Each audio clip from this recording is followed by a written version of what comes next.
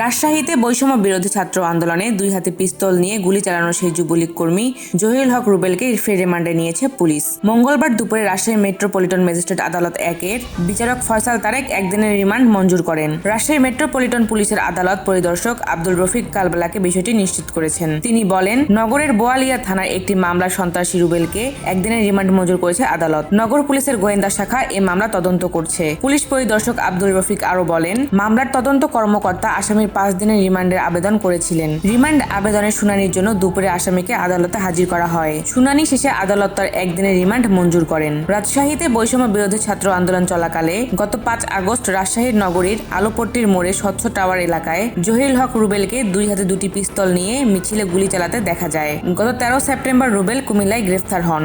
এরপর থেকে জহিরুল হক রুবেল রাজশাহী কেন্দ্রীয় কারাগারে আছেন। রাজশাহীতে তার বিরুদ্ধে 2টি হত্যা সহ বেশ কিছু মামলা হয়েছে। হত্যা মামলা দুটিতে রুবেলকে এর আগে কয়েক দফা রিমান্ডে নেওয়া হয়েছে।